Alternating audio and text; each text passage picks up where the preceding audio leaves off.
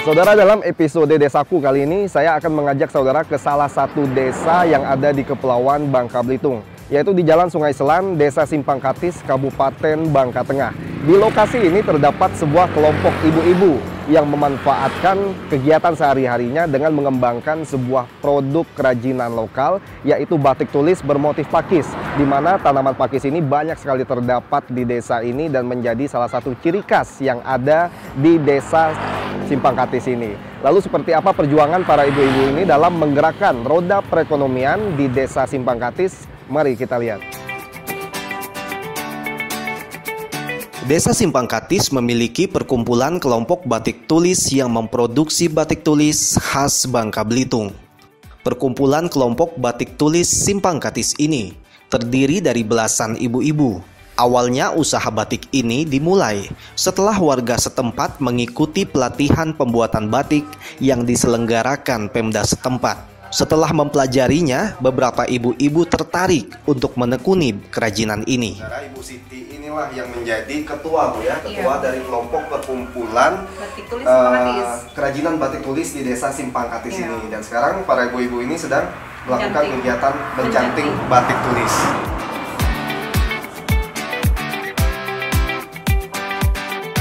Dari sisi pembuatannya, batik pakis tidak berbeda dengan batik-batik Nusantara lainnya.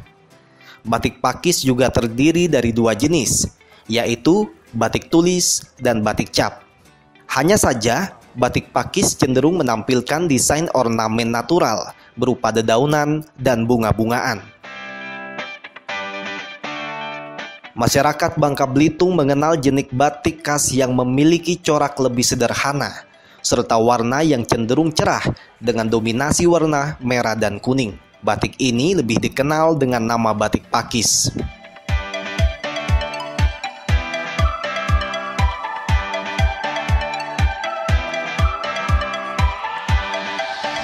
Baik Bu Siti, berarti kegiatan para ibu-ibu ini setiap hari, Bu, ya, di sini ya, Bu, ya.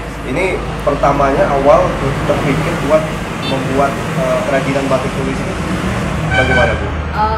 Karena pertama kami udah dibekali memang dari pelatihan dari dinas, jadi daripada ilmunya nggak dipakai ya, jadi kan dikembangkan.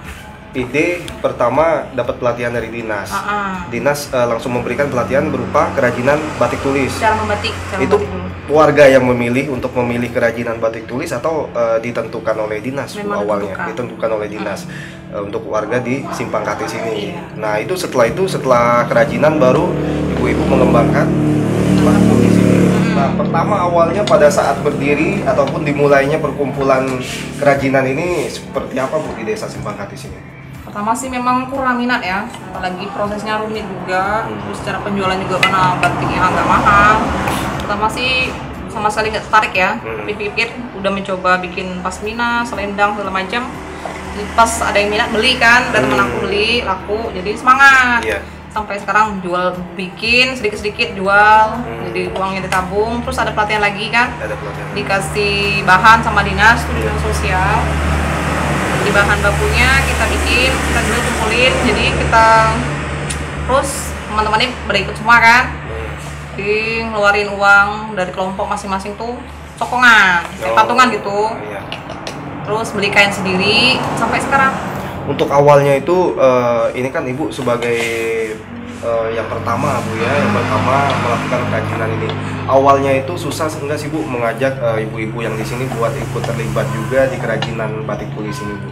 Sebenarnya nggak susah juga sih, mereka mau, cuma karena prosesnya yang rumit, lambat, jadi perlu ketekunan juga. Jadi sedikit-sedikit 1, 2, 3 tuh mau belajar juga. Ini dimulainya tahun berapa, Bu? 2013. 2013 mulainya. Sampai saat ini perkembangannya itu bagaimana, Bu? Perkembangannya alhamdulillah lumayan. Alhamdulillah. Bisa dikenal dinas-dinas lain, banyak yang bisa juga dari instansi pemerintah, banyak pakai batik kita juga.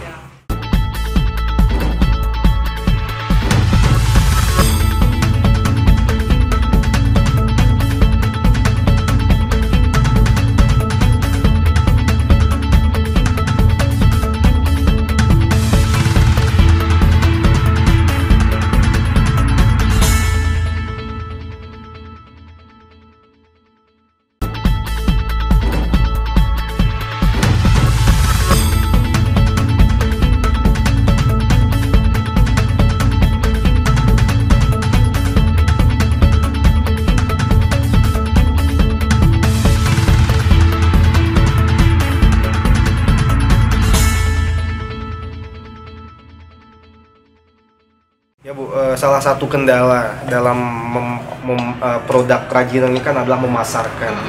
Nah, untuk perkumpulan pakis di Desa Simpang Katis ini Bu, ada strategi nggak dalam memasarkan produk-produk yang dihasilkan di sini? Strateginya kita bisa dari media sosial juga, Menggunakan media sosial juga. Kita ke dinas-dinas, minta bantuan juga dari dinas terkait, dari pemerintah desanya, dari kabupaten dan dari pemerintah juga. Kita kirim sampel atau kita langsung ke tempat, ke kantor langsung, kita bawa bahan.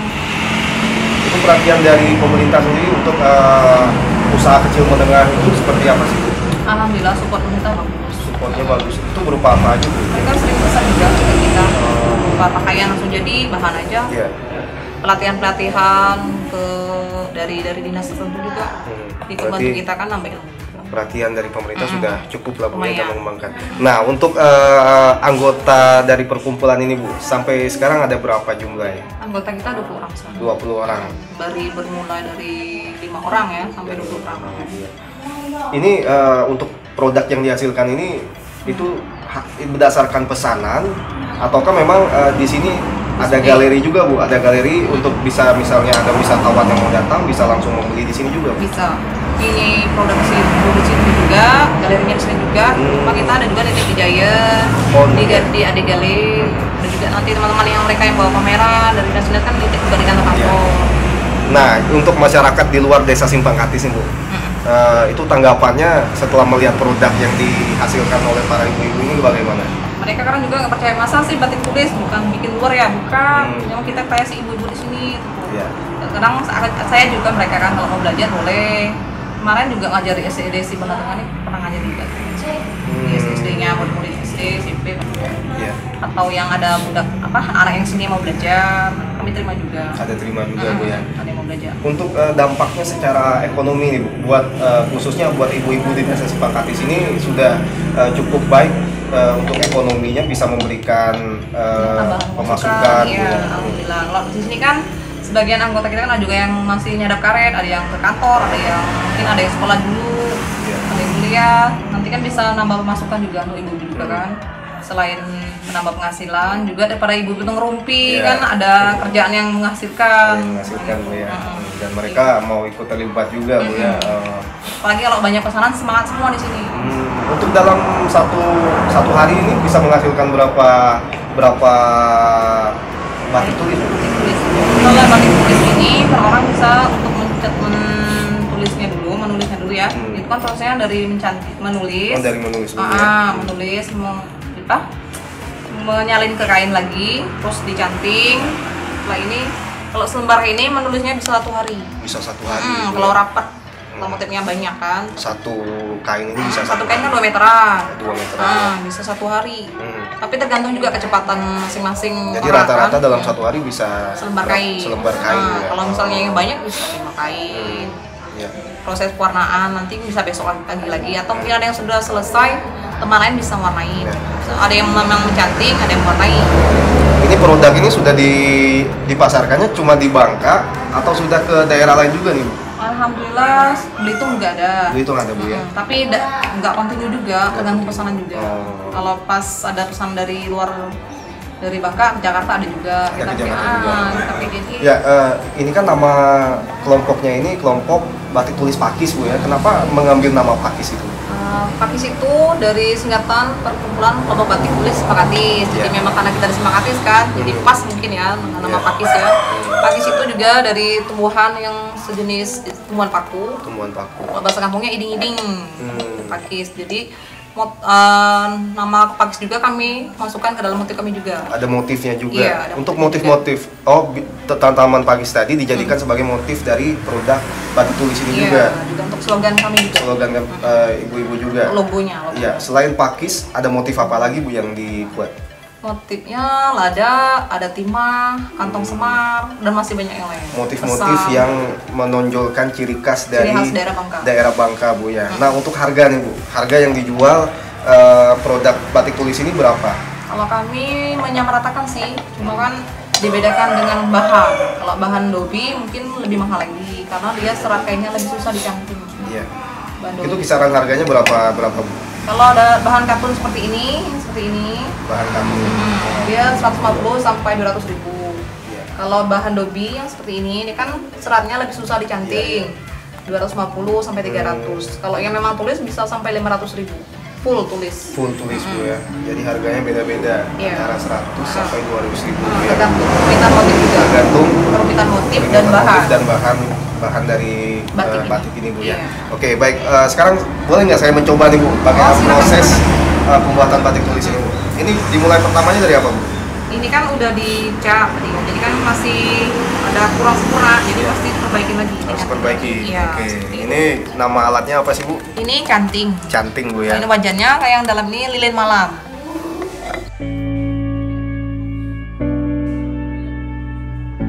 Kini produk batik yang ditekuni belasan ibu-ibu ini mulai mendapat hati di kalangan konsumen. Proses pembuatan yang tidak mudah, di mana motif pakis dilukis dengan kreativitas dan ketelitian yang sangat terperinci.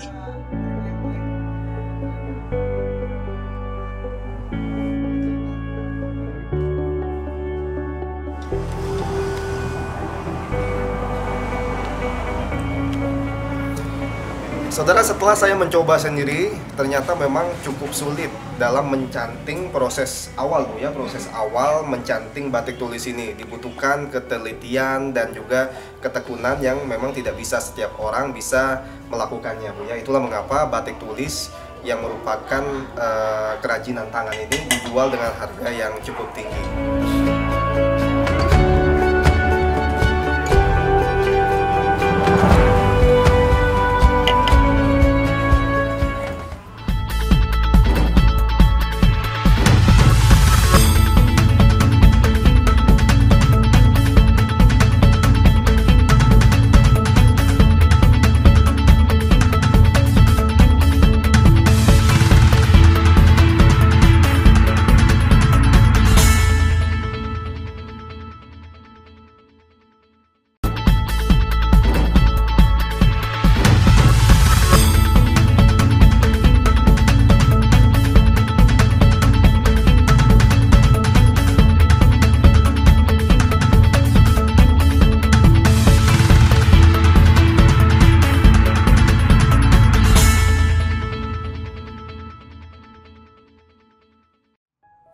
Selain batik tulis, perkumpulan kelompok batik tulis Simpang Katis juga mengembangkan batik cap dengan motif khas Bangka Belitung.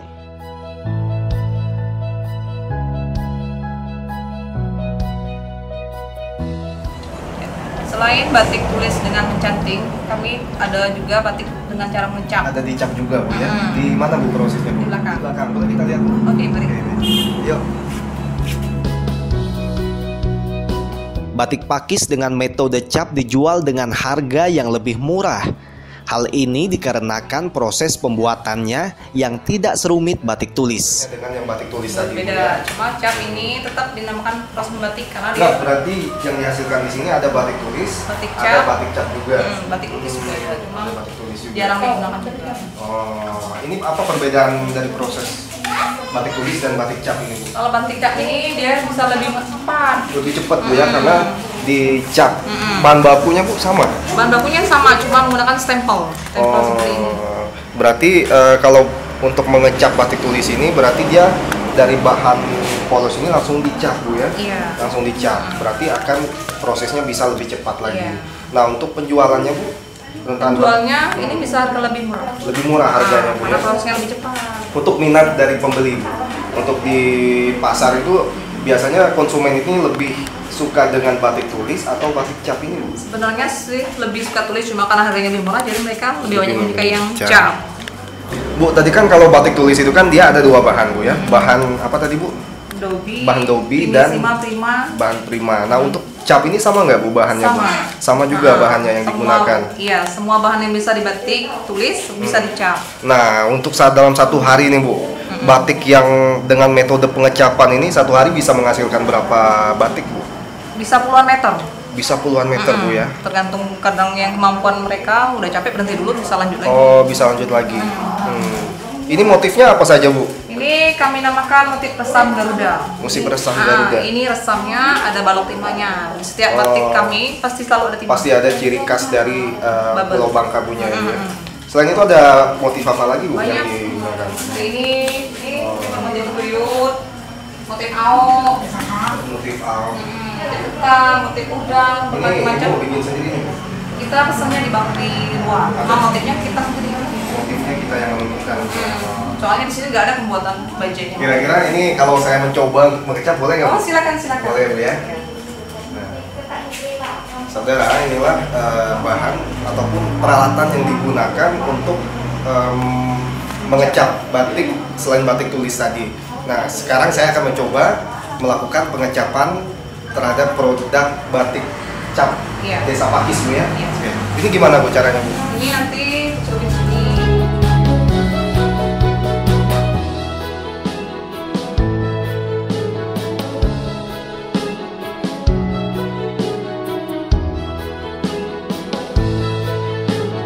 Setelah proses pengecapan atau pencantingan, kita langsung lanjut proses pewarnaan.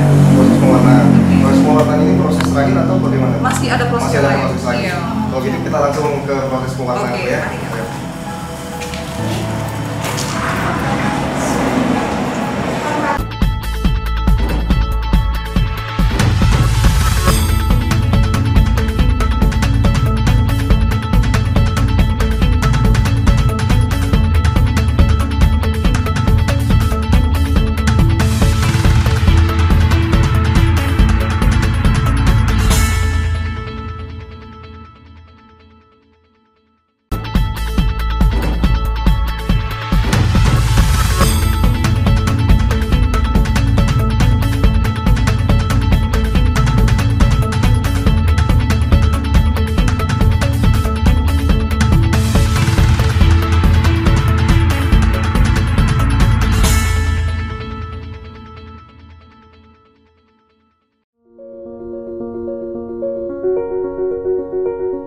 Batik pakis khas Simpang Katis ini telah menjadi mata pencaharian tersendiri bagi kalangan ibu-ibu di Desa Simpang Katis. Tidak hanya dari segi hobi saja, kegemaran ibu-ibu memproduksi karya batik tulis menjadi mata pencaharian bagi ibu-ibu di Desa Simpang Katis. Pengecapan kita lanjut proses pewarnaan ya. Oh, waduh, ramai ini. Pagi ibu-ibu. Pagi. Lagi pada ngapain ini? Pewarnaan Bu ya? Oh, jadi saudara tadi setelah batik itu ditulis, juga pengecapan tadi Bu ya. Setelah itu proses pewarnaan yang dilakukan di sini Bu ya. Nah, ini untuk pewarnaan ini biasanya dilakukan berapa lama nih Bu? Iya, sekitar beberapa jam tergantung banyak motif yang kita. Tergantung motif yang diwarnai Bu ya. Nah, ini bahan yang digunakan Bu untuk mewarnai ini menggunakan apa sih Bu? Kita dinamakan remasol, makanya remasol. Iya. Oh, memang khusus untuk mewarnai. Banyak sih, ada naptol, remasol, ada indigosol. Itu Cuma dicampur Bu? enggak, masing-masing. Naptol, remasol, indigo. Ya. Ini untuk mewarnai ini memang harus banyakkan begini atau memang Enggak juga. Bisa juga Bisa kalau sendiri. banyak meter. Ini kan cuma 2 meter. Cuma Karena 2 meter. kami kan pernah sampai 4 meter, 6 meter kan. Oh. Jadi biar cepat selesai, banyak orang lebih cepat selesai. Oh, untuk padu padan warnanya nih Bu. Ini biasanya bagaimana Bu? Padu padan warnanya ditentukan sendiri atau ada Orang yang rencana dulu misalnya? Iya, rencana dulu ya. Tergantung juga ada yang dari request yang pesan. Request pemesannya mau warna apa Bu Bisa ya? ya. Atau motif apa mereka mau pesan, kita bisa Ya. bikinkan. Baik, saya ingin bertanya nih sama salah satu pengrajin. Dengan Ibu siapa Bu? Bu Rahamina. Ibu Rahmina tinggalnya di Desa Simpang Katis ini juga Bu ya? Ya. Sudah lama Bu melakukan kegiatan kerajinan batik ini Bu? Sudah dari tahun 2013. Dari tahun 2013 Bu ya. Gimana Bu kegiatan membatik ini menurut ibu-ibu yang ada di sini?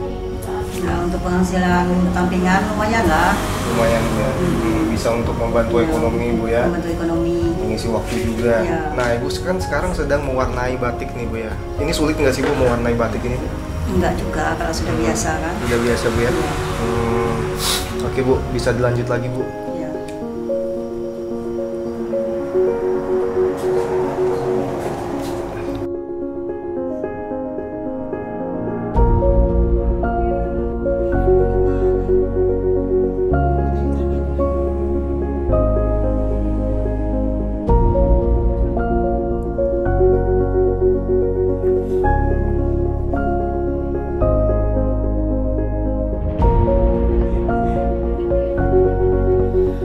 Saudara, proses mewarnai memang tidak sesulit dengan proses mencanting batik tulis yang tadi kita lakukan. Tetapi tetap saja dalam proses mewarnai kita dibutuhkan ketelitian dan juga konsentrasi. Selain itu waktu untuk mewarnai juga cukup lama, yaitu antara 1 jam sampai dengan 2 jam.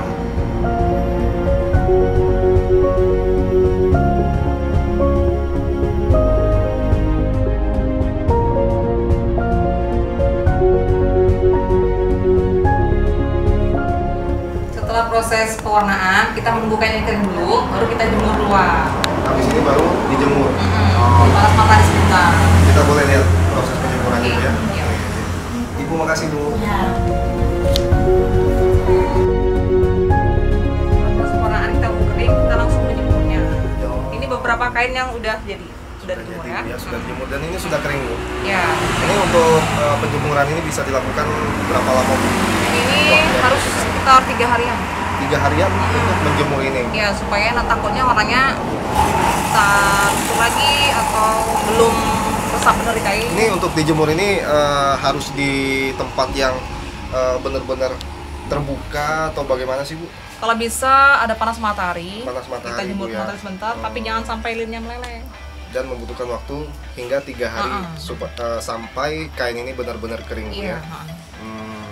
Baik, saudara, tadi setelah proses pencantingan, proses pengecapan dan pewarnaan, inilah jadinya sebuah batik tulis yang cantik yang dihasilkan oleh kelompok ibu-ibu kerajinan yang ada di Desa Simpang Katis. Siti Dawiyah berharap batik pakis khas Simpang Katis dapat lebih mendunia dan semakin mempromosikan batik khas dari negeri serumpun sebalai.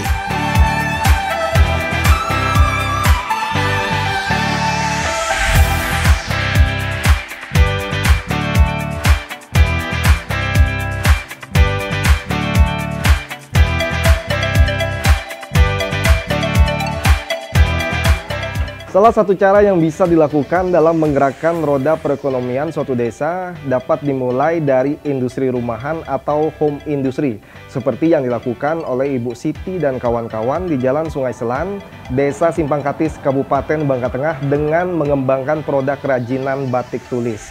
Melalui kegiatan ini, selain juga dapat mengangkat produk unggulan dan ciri khas dari suatu daerah, juga dapat meningkatkan dan membantu perekonomian masyarakat yang ada di desa tersebut. Kita akan kembali lagi di episode Desaku selanjutnya dengan mengangkat berbagai macam potensi yang ada di Provinsi Kepulauan Bangka Belitung. Sampai jumpa.